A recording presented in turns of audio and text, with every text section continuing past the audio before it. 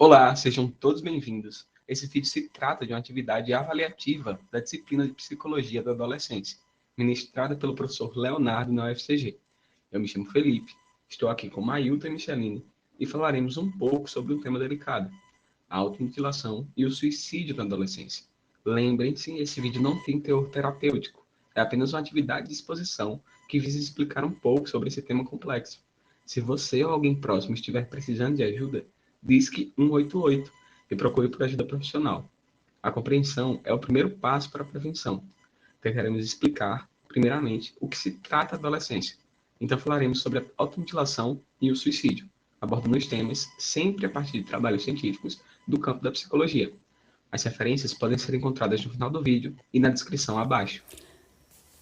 A partir de agora, iremos compreender a adolescência e seus estereotipos. Primeiramente, é necessário compreender de fato a adolescência, desmistificando conceitos que normalmente são considerados naturais. O primeiro conceito é importante refletir que há diversos mundos e diversas formas de ser adolescente. Ou seja, a adolescência envolve aspectos econômicos e culturais que contribuem para diferentes formas de ser adolescente.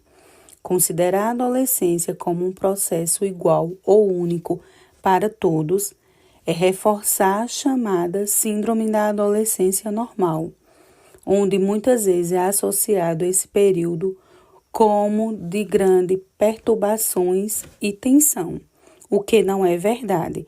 Associar a adolescência como algo negativo faz com que diversos problemas sérios sejam negligenciados ou banalizados, sendo considerados típicos daquela faixa etária. Mas então, de fato, o que classifica a adolescência? A adolescência corresponde a um dos períodos mais significativos do desenvolvimento humano, descrevendo um período marcado de grandes transformações, que se inicia biologicamente por volta dos 10 aos 13 anos, com as transformações neurológicas e hormonais associadas à puberdade. O crescimento acelerado do tamanho, a forma do corpo e as características sexuais. O período intermediário, que vai dos 14 aos 17 anos, marcada pela elevada vulnerabilidade a riscos devido a uma procura mais ativa de sensações e problemas na regulação do afetivo, do comportamento e a final, que varia entre os 18 aos 20 anos, marcada por maior maturalidade e competência regulatória, estabelecendo metas, maturação dos lobos frontais e pré-frontais do cérebro. Dessa forma, a adolescência é um período de mudanças físicas, mas também de construção por uma identidade, de acordo com padrões estabelecidos socialmente e culturalmente. Por exemplo, o desenvolvimento do autocontrole, a capacidade de tomar suas próprias decisões, ou a capacidade de se descobrirem sozinhos, normalmente estão associados à relação que o adolescente possui com seus pais. Todas essas situações importantes para o desenvolvimento do adolescente vão depender das oportunidades que os espaços sociais lhe oferecerem. Mas, além da família, a escola também tem seu contexto de desenvolvimento e expressão da personalidade, pois a maior parte do tempo do adolescente é vivenciado naquele espaço ou realizando atividades relacionadas à escola.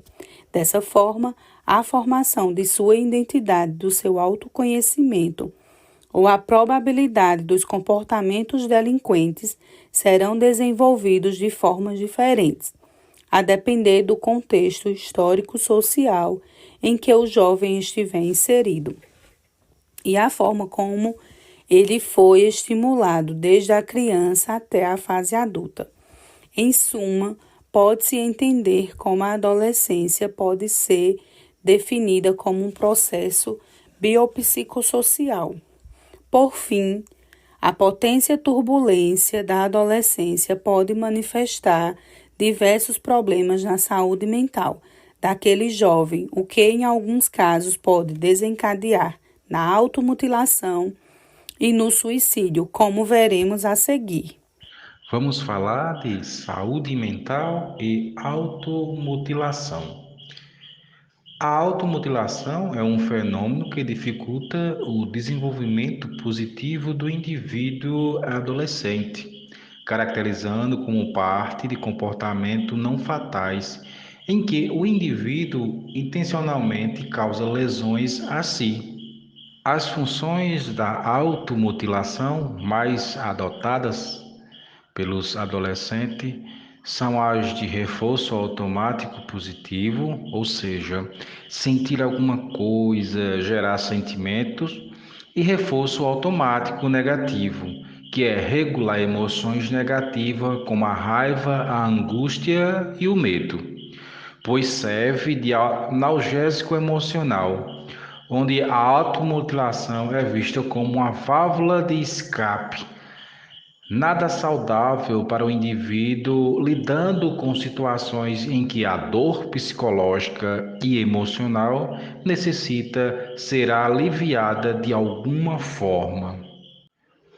Os fatores de risco da automutilação, em sua maioria, é o indivíduo pertencer ao sexo feminino, ter sofrido algum abuso físico e sexual, ter sofrido bullying, consumir de forma excessiva álcool e drogas, términos de relacionamento, falta de apoio familiar, conhecer outra pessoa que se automutila, sono pobre, sintomas de impulsividade, baixa autoestima, baixo nível socioeconômico, dificuldade de expressar emoções, entre outros, são considerados fatores de risco para o desenvolvimento da automutilação. Existem alguns comportamentos que podem indicar a prática de automutilação. Dentre eles, podemos destacar o hábito de vestir calças e blusas de manga compridas, mesmo durante o calor, e também o aparecimento de lesões e cicatrizes sem causa aparente. Alterações psicossociais também pode ser um indício. É importante observar a preferência por isolamento social, cenários de impulsividade, irritabilidade, autocrítica, transtornos alimentares e diminuição da higiene pessoal. Esses são alguns fatores que podemos identificar que a pessoa está passando por algum problema de automutilação. A primeira conduta a ser seguida é criar um ambiente acolhedor, considerando a individualidade de cada um, sem negligenciar suas dores psicológicas. A partir daí, então, é essencial analisar e estabelecer uma relação de confiança e afetividade, buscando dialogar continuamente. É importante também tentar mostrar que existem outros meios de solucionar os problemas que não sejam por automutilação.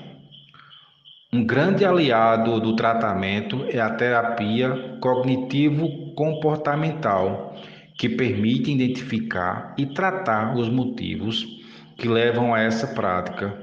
Desse modo, o apoio profissional auxilia a pessoa a ser capaz de descobrir alternativas saudáveis para resolver suas perturbações.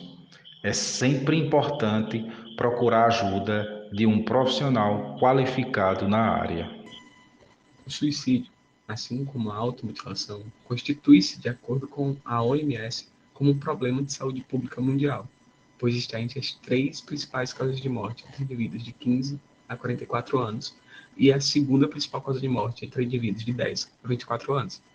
Isso representa uma morte a cada 40 segundos. E para deixar esse detalhe ainda mais alarmante, estima-se que a cada suicídio registrado, 4 tentativas ocorram. Lembrando que, pelo assunto ser considerado delicado, vergonhoso ou até mesmo tabu, muitos dados de pessoas que cometeram suicídio são mascarados, dificultando a obtenção de dados factuais condizentes com a realidade. Porém, é importante definir os termos. O suicídio pode ser dividido em 3 momentos que abarcam o desejo consciente de morrer. O primeiro é a ideação suicida, pensar e desejar da própria morte, imaginar formas de tirar a própria vida ou acreditar que a melhor opção seja essa. Segundo, a tentativa de suicídio, a tentativa em si, da forma que for, sendo exteriorizada previamente ou não. Deve ter muito cuidado com as pessoas que realizaram a tentativa, pois corre-se grande risco de que elas voltem a tentar. Por fim, o terceiro, o suicídio consumado, o ato em si. Agora que entendemos essa relação, vejamos alguns fatores de risco do suicídio na adolescência. Como muito bem colocados por Braga e Delaglio, os fatores de risco são diversos. Alguns deles são a depressão, o alcoolismo, o abuso, a violência, perdas, gênero, a história de tentativa de suicídio, seja de algum parente ou amigo que realizou o ato, e a bagagem cultural e social. Esses representam os maiores fatores de vulnerabilidade ao suicídio, mas são diversos os que podem engatilhar esse processo. Vale destacar os transtornos psiquiátricos como fatores relacionados ao aumento de casos de suicídio, sejam eles de eixo 1, os transtornos clínicos, ou de eixo 2, os transtornos de personalidade. Algumas outras condições que podem aumentar o risco do indivíduo adolescente cometer suicídio é a falta de um suporte psicológico, seja ele encontrado em sua família, escola ou ciclo de amizade. Outro fator é a baixa habilidade social, que ainda pode estar se desenvolvendo. Ou seja, muitas vezes a dificuldade em se expressar, exteriorizando pensamentos, emoções, a insegurança ou a dificuldade de se relacionar com as outras pessoas estão fortemente relacionados com o risco do suicídio.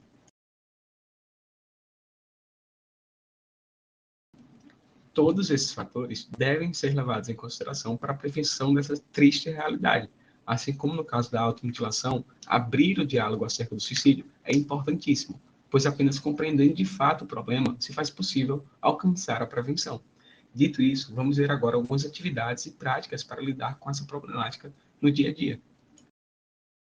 Conversar sobre, trazer luz ao tema, escutar o que os outros têm a dizer, são práticas, como já dito antes, que trazem sim uma diminuição do risco ao suicídio.